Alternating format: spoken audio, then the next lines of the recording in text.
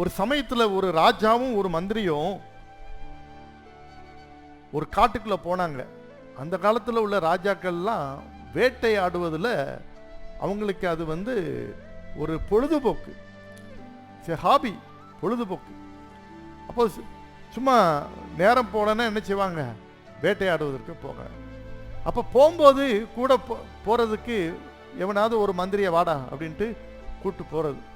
அப்போ அந்த காட்டுக்குள்ள போய் ஏதாவது ஒன்று மான்களையா அல்லது ஏதோ ஒன்று வேட்டையாடி அல்லது கொஞ்ச நேரம் போயிட்டு அப்புறம் திரும்புவாங்க.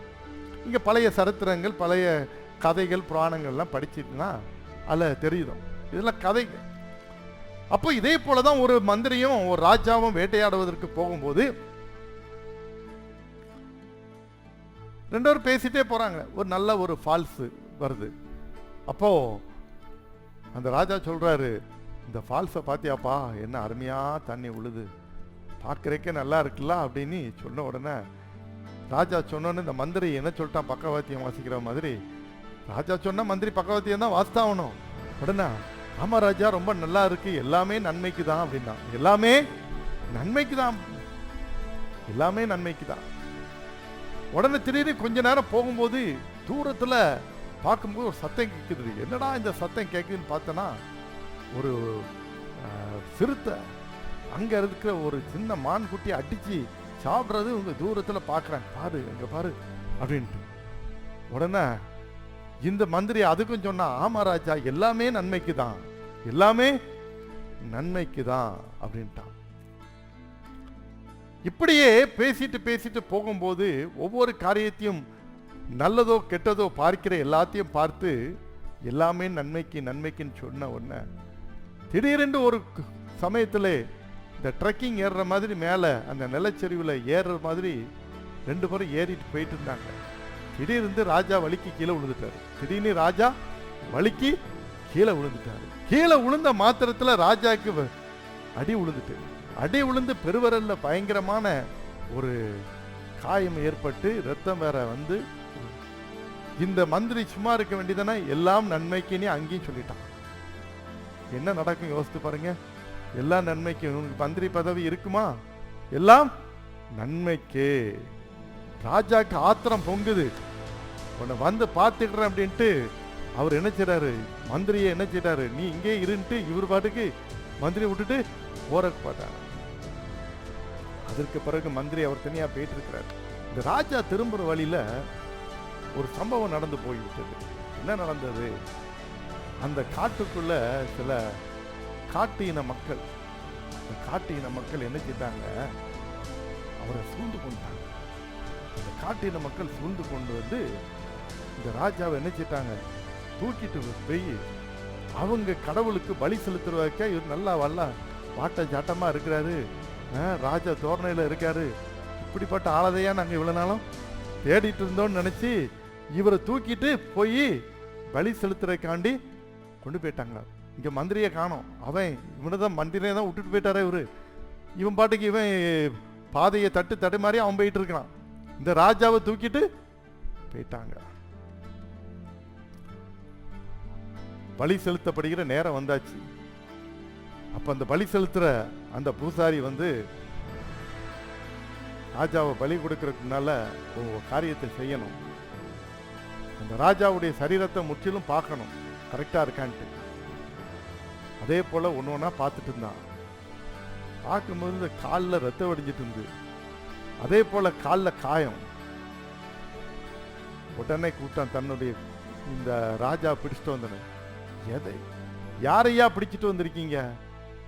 பலி செலுத்துற கடவுளுக்கு பலி செலுத்துறவரு பழுது இல்லாம இருக்கணும், பூரணமா இருக்கணும். ரத்தம் அடிக்கிறவரை போய் பிடிச்சிட்டு வந்திருக்கேன், அடிச்சு வெளியே தள்ளுங்கய்யா அப்படின்ட்டு அடிச்சு வெளியே தள்ளுங்கன்ட்டு ராஜாவை அடிச்சு நினைச்சிட்டாங்க.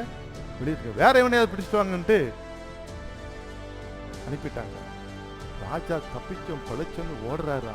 அவர் ஓடிட்டு இருக்கும் போதுதான் அவருக்கு ஞாபகம் வந்துச்சு, மந்திரி சொன்னாம்ல, நன்மைக்கு இதுதான் நன்மைக்கு, உயிர் தப்ப ஓடுறோம்ல இதான் நன்மைக்கேன்னு சொல்லி நேர போய் மந்திரிக்கு என்ன செய்திருப்பாருங்க,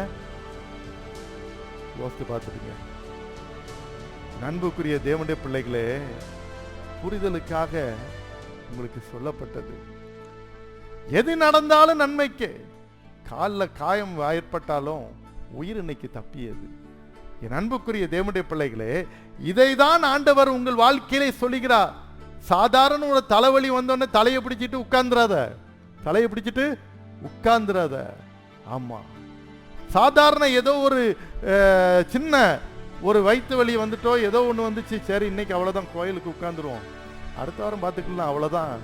இன்னைக்கு வயிறு வலிக்கிற மாதிரி தான் இருந்திருக்கும், வயிறு வலி வந்திருக்காது. தலை வலிக்கிற மாதிரி தான் இருந்திருக்கும், தலைவலி வந்திருக்காது.